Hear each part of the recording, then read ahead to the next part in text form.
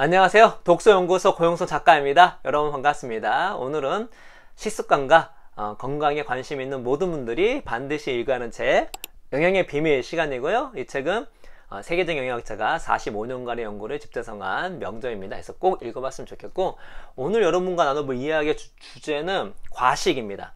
많이 먹는 거예요.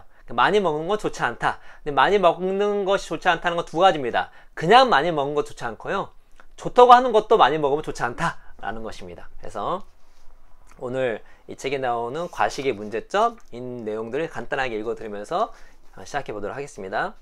불행히도 품종을 선택하는 농업의 관행이 과일과 채소의 맛을 떨어뜨리는 쪽으로 작용하는 반면 가공식품은 점점 맛이 좋아지는 경향이 보인다. 우리 저번 시간에 우리가 왜 채소를 안 좋아하는지에 대해서 피토케미컬이 떨어지기 때문에, 그러니까 채소의 질이 떨어지기 때문에 좋지 않은데, 불행히도 뭐다?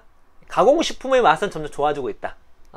그래서 이 가공식품 때문에 우리가 또 채소를 좋아하지 않게 되고, 더 나아가서 처음 얘기했던 몸의 지혜를 상실해버리는 그런 일이 벌어지고 있다. 그래서 몸의 지혜를 상실해버리니까 어떤 일이 벌어진다? 과식을 하게 되는 것입니다. 식품 산업에 종사하는 사람들은 인체가 대량으로 필요한 에너지원인 지방이나 정제된 탄수화물과 합성 향료를 결합하는 방법을 알고 있다. 맛의 차이는 소비자의 미각을 속일 만큼 독특하고 영양적인 단점에도 불구하고 음식 섭취를 자극한다. 에너지가 풍부하고 정제된 화합물은 가공식품에 대한 강력한 선호를 창출하지만 그 부정적인 효과는 잠복해 있다가 비만과 당뇨, 심장질환과 암처럼 좋지 않은 질병으로 이어진다. 요즘 사람들은 몸에 좋은 피토케미컬 대신 지방이나 당분이 듬뿍 든 음식과 음료를 갈망한다. 이 가공식품을 만드는 식품업계 연구는 나날이 발전하고 있기 때문에 일개 개인이 이익이 너무 힘듭니다. 그렇죠? 저도 특히 이제는 좀 많이 안 먹는데, 정말 초코파이를 입에 달고 살았거든요. 너무 맛있어요. 아마도 그 초코파이가 저의 건강을 많이 망쳤지 않았을까 생각이 듭니다. 그러나 지금은 거의 이제 먹지 않고 있는데, 저희 아이들도 아무튼 이런 가공식품들을 먹이면 너무 좋아해요. 그런데 순간 좋지만 장기적으로 좋지 않은 거죠. 왜인지 모르지만 1980년대 초반에 미국에서 지방과 비교해 정제된 탄수화물 섭취가 증가한 현상은 비만 위기가 겹친다. 우리는 요즘 정제된 탄수화물을 통해 매일 여분의 500칼로리를 섭취한다. 이런 변화는 전 세계에 걸쳐 나타나며 미국의 원주민들 예외가 아니다. 1700년만 해도 피마적 원주민은 비만이나 당뇨병으로 고생하지 않았다. 그들은 주로 힐라 강물을 이용해 재배한 옥수수와 콩을 먹었으며, 그 밖에 쇠고기와 닭고기, 밀, 멜론, 무화과, 메스콰이트, 콩, 선인장 열매를 먹었다. 그들이 정제된 탄수화물이 많이 함유된 음식을 먹기 시작한 다음부터 이런 질병들이 나타났다. 부자나들의 시장 성장이 느려지자 식품 회사들은 개발도상국에서 마케팅과 판매에 주력했고, 그 결과 그런 나라 국민의 비만과 건강 문제가 심각해졌다라는 것이죠. 그래서 제가 찾아봤더니 우리나라도 비만이 이제 증가를 했습니다. 체질량 지수 있잖아요. BMI 기준으로 25 이상일 때 이제 비만이라고 하는 거예요. 그런데 2014년에는 그 BMI 25 이상의 비율이 전체 조사 대상으로 인구의 32.8%였는데 2018년에는 38.2까지 올라갑니다. 그래서 계속해서 올라갔어요. 계속해서 올라가고 남자 여자 상관없이 다 올라갔습니다. 그래서 함께 따라오는 게 무엇이냐면 복부비만, 고혈압, 고혈당, 고중성 지방혈증, 저 HDL, 콜레스테롤, 혈증 등등 이런 것들이, 그러니까 속칭 대사증후군이죠. 이런 것이 같이 딸려오게 되고 건강에 안 좋다는 거죠. 그리고 우리나라 같은 경우는 여성보다 남성이 높고, 이런 대사증후군 위험도가 그리고 나이가 당연히 많을수록 높은 상황 가운데 있다고 합니다. 이 책은 이제 까다로운 학자가 썼기 때문에 여러가지 과학적 연구도 매우 비판적으로 바라보는 경우가 되게 많습니다. 나중에 좀 말씀드릴 텐데, 되게 건강에 관련돼서 비판적으로 과학적인 연구를 바라보는 게 되게 많아요, 이 책에는. 그럼에도 불구하고 이 책에서 지지하는 것 중에 하나가 건강에 있어서 이거 좋다 하는 건 뭐냐면 간헐적 단식입니다. 이거는 뭐 거의 이분조차도 인정할 수밖에 없게끔 많은 연구들이 우리 인간에게 정말로 건강이 좋은 거는 간헐적 단식이다 라는 것이죠. 이것도 제가 장수의 역설 때 찍어드렸던 그런 내용이긴 한데, 어쨌거나 어떻다? 우리 과식, 그냥 많이 먹는 건 좋지 않고, 왜냐면 그것이 이제 비만으로 이어지고, 그 비만은 여러가지 대사증후군, 합병증을 유발하는 거니까. 물론 우리가 그걸 극복하기 쉽지 않은 이유가 무엇이냐면 그나마 과식을 덜 하게끔 만드는, 또 나중에 포만감 얘기 나오거든요. 피토케미컬이 맛도 좋지만 포만감을 많이 일으킵니다. 포만감을 많이 일으키게 되면 우리가 생각하는 것보다 덜 먹게 돼요. 더 빨리 포만감이 옵니다. 그런데 이 가공식품들은 이제 그렇지가 않죠. 과식을 하게 되고 비만도가 지금 올라가고, 비만도 올라가면 각종 대사증후군, 여러가지 건강에 안 좋은 현상이 벌어지고 있다는 것이죠. 그래서 우리가 하는 게 무엇이냐면, 아이러니하게 무엇을 이제 그만 먹자 라는 것보다 우리가 몸이 안 좋아지니 좋은 거를 더 많이 먹자 이런 식으로 가는 경향이 있다는 거죠. 예, 우리가 좋다고 하는 것도 많이 먹으면 좋지 않습니다. 읽어드릴게요. 정제된 지방과 탄수화물의 부정적인 효과를 강조하는 이들도 있지만 그들의 우려는 확실히 타당하다.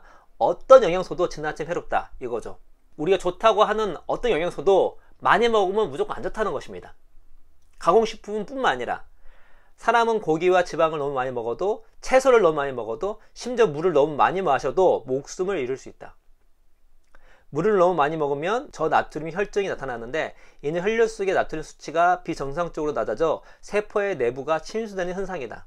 근데 이렇게 물 좋아하시는 분들은 다 물 많이 먹으라고 하시는 분이 있어요. 근데 물을 많이 드시는데 문제가 없었다 했던 그분한테 좋은 거죠.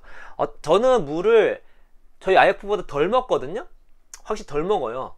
근데 전혀 지장이 없었어요. 근데 주변에서 항상 너 물 많이 먹어야 된다, 사람마다 다르다는 거고, 심지어 물을 너무 많이 마셔도 몸에 좋지 않을 수가 있다는 것입니다.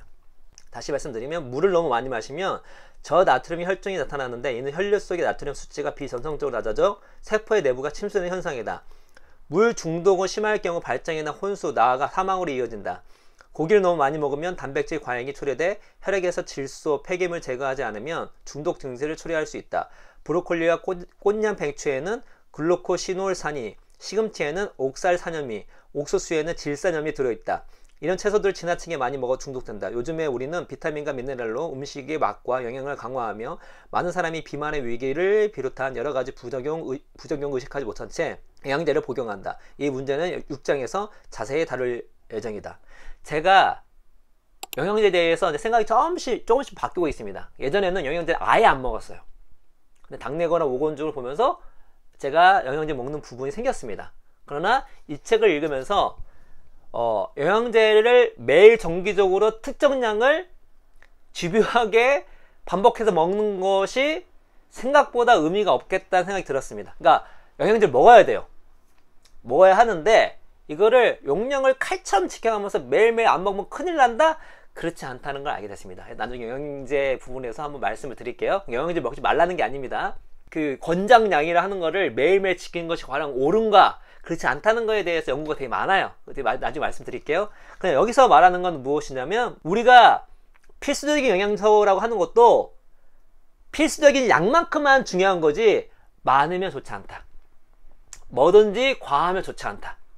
그래서 자연 상태에서 방목하는 염소 같은 경우는 풀을 50가지, 심지어 100가지를 먹습니다. 조합을 하는 거예요. 하나만 먹지 않고 조합을 합니다. 왜냐면 각종 풀마다 1차 화합물, 2차 화합물이 다르잖아요. 과해, 내가 부족한 거 있어, 그걸 찾아가는 거예요. 자신에 맞게끔 음식을 찾을 뿐만 아니라 특정 하나를 과하게도 먹지 않습니다. 그리고 특정 하나를 과하게 먹지 않고 종합적으로 먹었을 때 오히려 포만감도 들고 어떻다? 예, 오히려 과식을 하지 않게 되는 현상도 벌어지게 되는 것이죠. 그런 큰 주제를 제가 또 이 방송을 하면서 계속 말씀을 드릴 거예요. 그래서 정리를 해보면 어떻다? 많이 먹는 건 좋지 않다. 물론 지금 사회가 우리를 많이 먹게 만든다. 그러나 우리는 인간이잖아요. 그걸 의식하고 노력하자. 지금 비만도, 대사증후군, 여러 건강이 좋지 않다. 지금 당장은 이게 좋지만 나중에 너무 고생한다. 그러니까 많이 먹는 거를 줄이자. 플러스 알파, 또 나중에 말씀드리겠지만 간헐적 단식, 오히려 중간중간에 아무것도 안 먹는 것이 몸에 훨씬 좋다는 것이고, 두 번째로 몸에 좋다고 무턱대고 많이 먹지 마라. 많이 먹은 거는 안 먹으면서 해결해야 되지, 다른 좋은 거를 먹으면서 해결하는 건 좋지 않다. 그리고 뭐 특정 하나를 좋다고 막 주변에도 좋다고 막 얘기하지 마라. 왜냐면 본인한테 좋지만 상대방한테 안 좋을 수도 있습니다. 그리고 그 좋다는 것도 계속해서 먹으면 안 좋을 수도 있는 거예요. 야채마다 이차 화합물이 적정량을 먹어서 좋은 거지, 이거를 과하게 먹으면 약이 독이 될 수도 있다 라고 얘기하는 것입니다. 그래서 이 책에서 얘기하는 한 가지 주제, 조화의 성찬, 다양하게 먹는 것이 그래서 중요한 것입니다.